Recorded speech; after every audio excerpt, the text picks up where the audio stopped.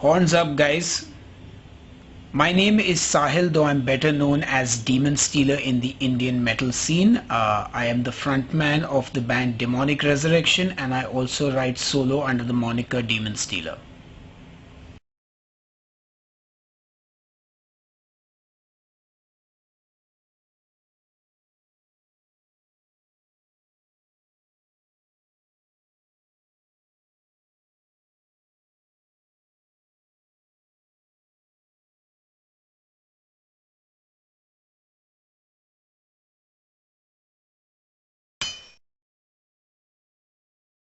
So I got into heavy metal music during the final years of my schooling. A couple of my friends introduced me to Metallica and Iron Maiden, and I was immediately taken in by the music. And I think metal is one of those genres that kind of inspires its listeners to pick up an instrument and want to actually play and create their own music as well. And I was just like any other metal kid, I was like just so into metal, and I wanted to go more and more extreme. And from Iron Maiden, Metallica, I went into Fear Factory, Sepultura, Pantera, then into Cannibal Corpse, Deicide, and black metal bands like Dimmu Borgir, Ancient, Cradle of Filth, Emperor, Old Man's Child. And I just loved discovering the subgenres of metal, and I just wanted to form my own band. And my entire group of friends, we decided that after we finished school, we would all take some lessons and learn either guitar or drums and form a band. Unfortunately, that never happened, but a friend of mine from the group, Sunil, he actually came to me one day and he played me a song that he had written and recorded in his house. This is back in 1998. He had downloaded some drum software called CQ Beat, and he had got some multi-track recorder as well, and he had actually recorded guitars and sung and played and programmed the drums as well. And I was just blown away, so I got him to teach me how to do that. And we had tried to form a band, the two of us, but it never worked out. But I started writing my own music then, and I knew that I wanted to form a band, but I just couldn't find the musicians for it because in those days in India there were no double bass drummers. Equipment was hard to come by. Most people were not even listening to extreme metal. Metallica, Iron Maiden, Megadeth was the staple. So I was actually searching in my college years for musicians, and unfortunately I had no luck for 2 years. But finally in the year 2000, I sort of reunited with an old friend of mine from school who had gone to America and had studied at Musicians Institute. He came back and he was really good at guitar, and he said, I'll play in Demonic Resurrection with you. And he had a friend who also played guitar from our school, who I also knew, and they had a drummer who lived in their lane, and he was actually a dandiya drummer. Like dandiya is the culture, is like a sort of ethnic form of music, and this kid played the drums, but he had just gotten into Slayer and he was starting to play metal drums. So somehow we pieced together a lineup for Demonic Resurrection in the year 2000, and that's kind of how the entire thing started.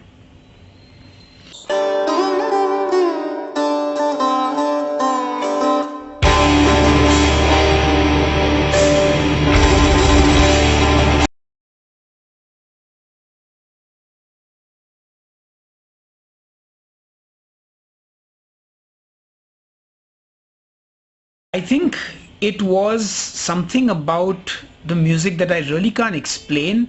It's just the aggression, the technicality, the melodic aspect as well. Also the sort of look, the community aspect. I don't know, it just all grabbed me, including lyrics, like actually thoughtful lyrics. Metal just sort of, it was everything I could have asked for from a genre of music. It was more as well. Like, I don't know how to explain it. Like, you just know, right? With metal music, sometimes it's, you listen to a song, you listen to a band, you read the lyrics, and it just resonates with you. When pop artists are singing about just love and sex and being dumped and all that, metal music to me felt like it was talking about a lot more. Like songs like Refuse Resist by Sepultura talking about protest. Like that kind of stuff really connected with me, that metal just had more to it than other music did, and I think maybe that's what drew me in.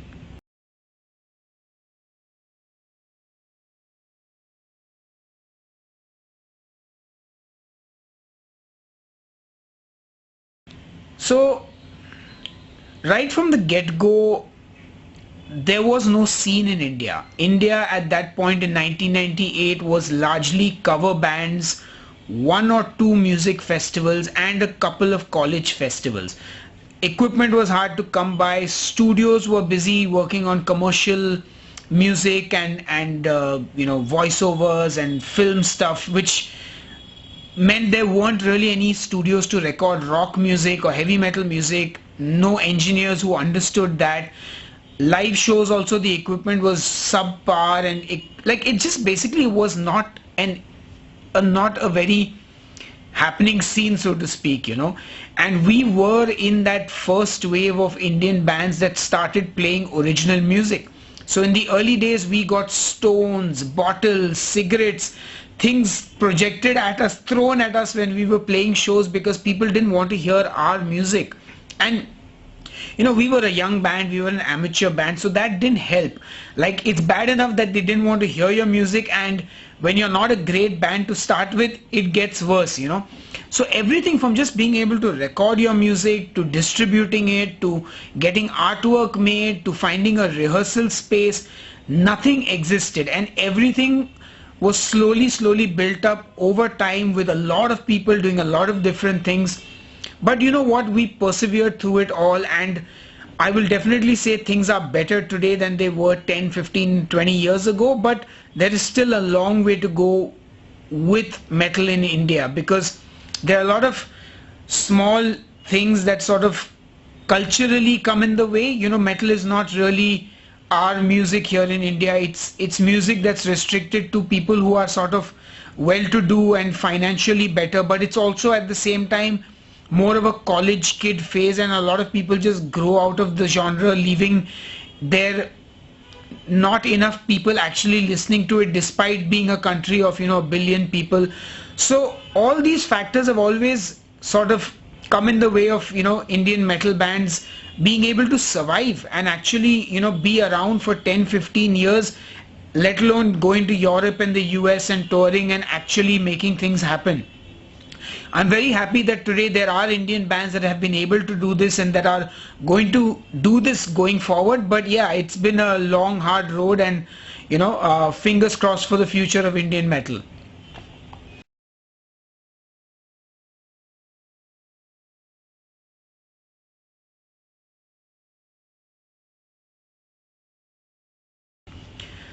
So the new EP that we have done with Demonic Resurrection is kind of just putting together some new songs. If you've not been following the band, we've had a lot of ups and downs with the lineup over the years, and it came to a point in 2018 where I literally got so frustrated and tired of making music and struggling actually to book tours, to release the music, to get people to listen, everything. It just after I think about 18 years of doing this, the struggle kind of got to me, and I was ready to pack it up and basically call it quits. But unfortunately the genre has a hold on me, and sometimes the things that hurt us the most are the things we love the most as well. So I never really gave up 100%, and I figured, like, despite what the situation with the band is, I wanted to write some new material. We had released some merch for our 20th year anniversary, and we had 4 artists do 4 incredible designs for us. So I wanted to write a song inspired by each of those designs, and that's what we did. And then we just put it all together with an instrumental version of each song and put the EP out. Our drummer Viru was busy, so I got some guest musicians. Kevin Paradis from Benighted played on 2 songs, and David DePaul from Obscura played on 2 songs. We haven't had a keyboardist since 2017, so I got Mystique, who plays with Earth Caller in Australia, to do the keys, and a local singer, Pratika, who has guested with us previously, to do some vocals as well. We also had a change of lead guitarist. Vignesh, our previous guy who was in between Nishit leaving and our new guitarist Aditya joining, he moved to the States. So after he left, there was a gap to be filled, and I found Aditya from Pune, who also plays with a band called Kill the King, and he is super talented. So kind of got together a lineup and put out these songs.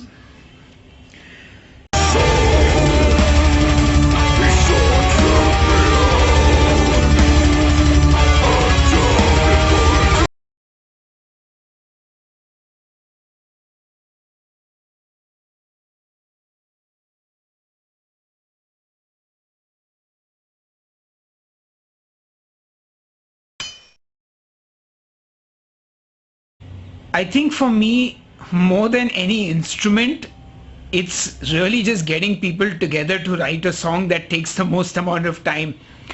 Honestly, I have reached a point in my musical journey where it takes me an hour to 2 hours at best to finish up anything, like whether it's composing or even recording.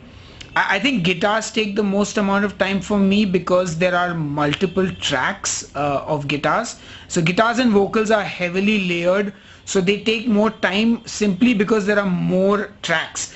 But otherwise, like if it was just like one track, it takes as much time. I think given that I play all instruments, um, I don't know. I kind of know what I want as a musician when I'm recording something. So it's not very difficult. I do take time to jam on things and sit with songs where I'm not actually playing or performing, and that actually is probably what takes the most amount of time. But otherwise, yeah, it takes me an hour or two to finish recording an instrument once I've kind of sat down and got going.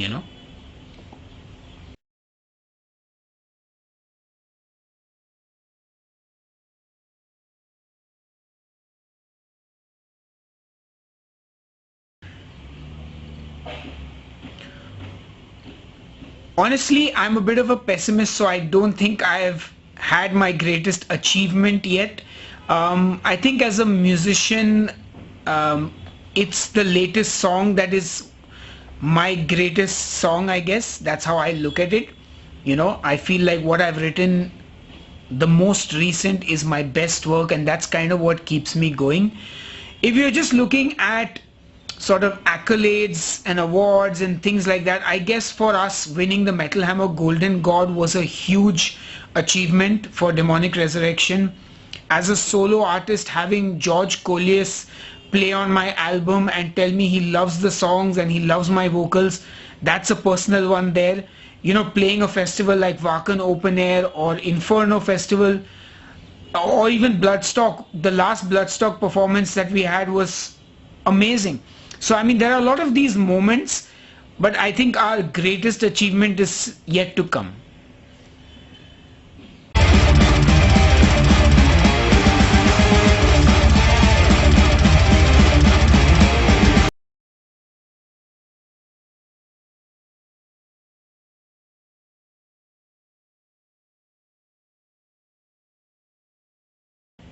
I think the response to our music globally has been very positive, whether it's been reviews in magazines or the people watching us perform live. We've been welcomed with open arms. Even across India, for the most part, we've had a great reception. People have loved our music. We've had some of our best shows here as well. I think the only negative responses really was in our initial days online, because at that time the Indian scene was at a different place and there was a lot of hostility, which is not there anymore. Like, at least I don't see it anymore. And yeah, of course, playing to audiences in Mumbai. I think in our hometown Mumbai is where we've had the worst shows and had the worst reception as well as the best reception. I don't know what it is. I guess most of our haters have been sort of confined to this city. But keeping those aside, we've had mostly good times all over.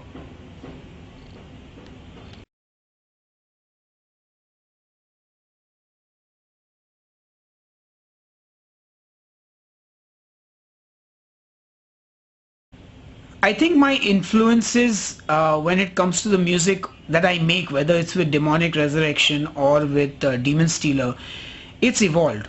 I started out my metal journey being inspired by bands like Metallica, Iron Maiden, Fear Factory, Sepultura, Pantera, Marilyn Manson, White Zombie. These were the bands that I listened to.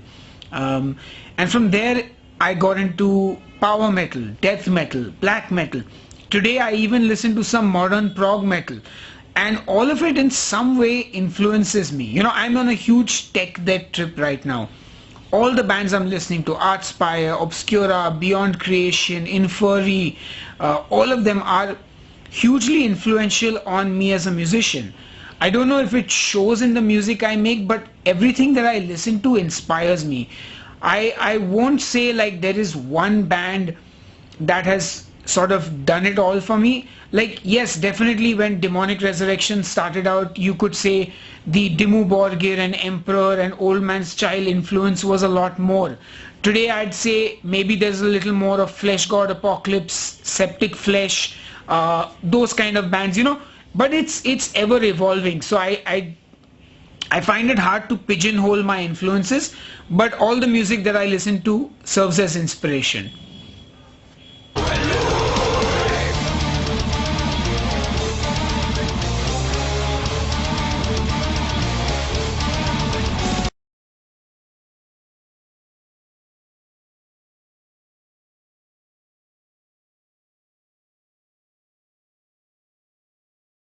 So I started Headbanger's Kitchen in 2012, and it was kind of me bringing together my passion for cooking and metal in the format of a show where I interviewed a metal band, I cooked a recipe that was inspired by them, and then I fed it to them. I did that for about 4 or 5 years, and it didn't really get many subscribers. I didn't make any money out of it, and it was generally taking a lot of my time that I could have been investing in making music. So I gave up and I decided I would make videos on my own when I had time, because before that I was actually using a full production crew. I had a big light setup, editors, this, that. And finally I started doing it on my own with one camera and editing it myself. And I was on the keto diet, and suddenly the keto diet became popular, and I was just in the right place at the right time, and my videos and my channel just exploded. So I made more of them, and finally in 2017 I became a full-time YouTuber, and I've been doing that ever since.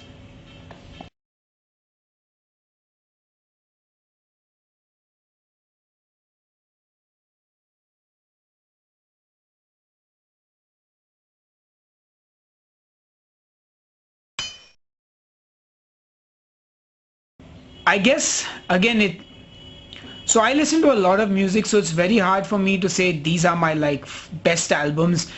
This year has seen a lot of great music being released. Last year as well, and in fact, every year there's just like so much good music coming out.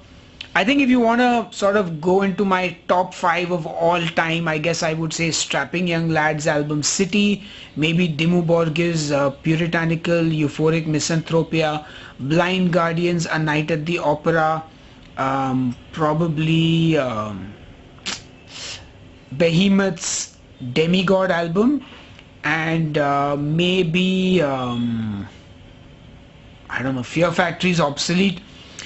I mean, there are just so many albums, but I'd put those in my sort of top five of all time for now.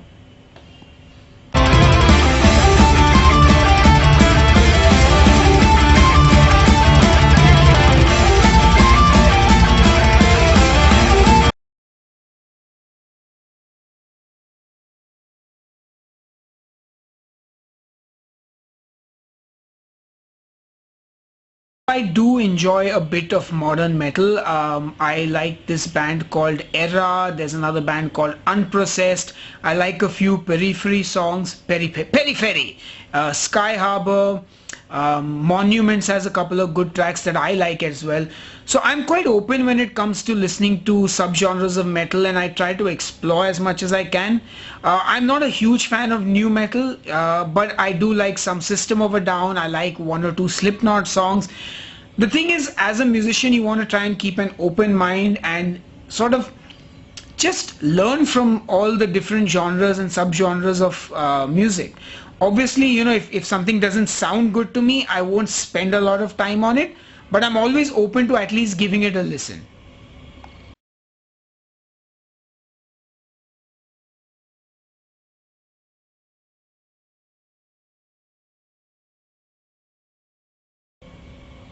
My thoughts on elitism in metal are that it's a complete hypocrisy of what metal is supposed to be.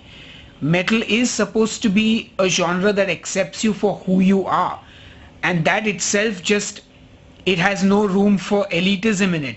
Honestly, just stay away from conversations on the internet. I let people listen to what they want. I don't care if you listen to Korn and at the same time you want to listen to Artspire, if you want to listen to Britney Spears, if you want to listen to Nicki Minaj. You know, music is music at the end of the day. Yes, metal is a lot more than music for many of us, including myself. It's a lifestyle, but that doesn't mean it has to be that way for every single person who listens to the genre. Some people just like a few bands and a few songs. Some people just like going to live gigs. Some people just like to explore all genres of music. So just live and let live. And I think that is one of the things that drew me to metal, was that it embodies live and let live. Be yourself, be true to who you are. And if that is someone who wants to listen to Decapitated and Justin Bieber at the same time, that's your thing, go for it. So yeah, elitism has no place in metal according to me.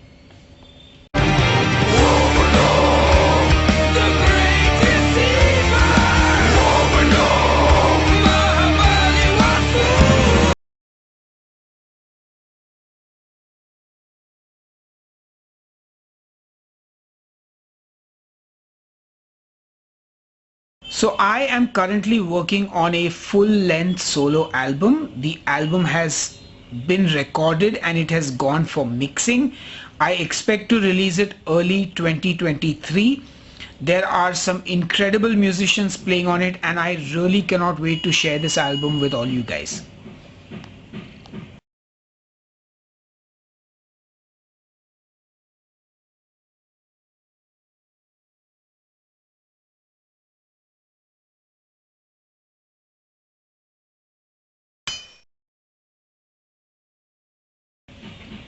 My future plans as a metal musician are very different from what it was 10 years ago. Like I said, in 2018, I lost the drive to sort of continue with the struggle of being a musician. And while I've gotten back to recording and writing music, I'm still very broken from the entire experience.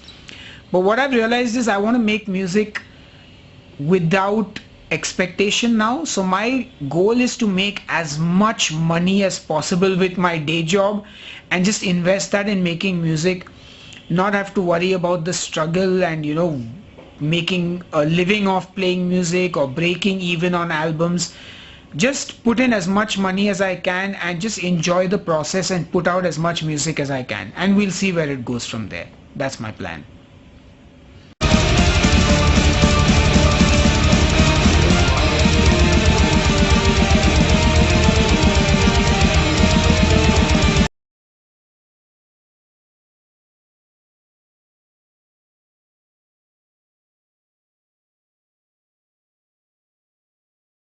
We had a blast playing in Sri Lanka. It was an amazing experience to meet the fans there, to see the metal scene. The country is beautiful.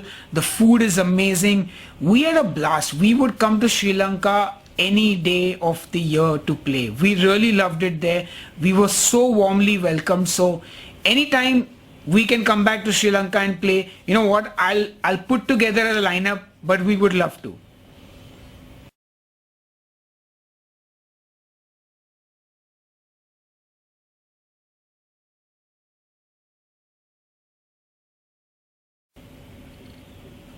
My thoughts on the Indian metal scene are, honestly, it's an ever evolving and ever growing scene. There are always going to be things that can be better. I'm just glad there are bands out there putting out music, touring and making things happen for themselves. The scene has its ups and downs, and I think right now with the pandemic, all the scenes across the world are sort of changing and being reshaped. And I think the Indian metal scene is going through that as well. I think in a year or 2 years, it'll be a lot more vibrant and happening than it is right now.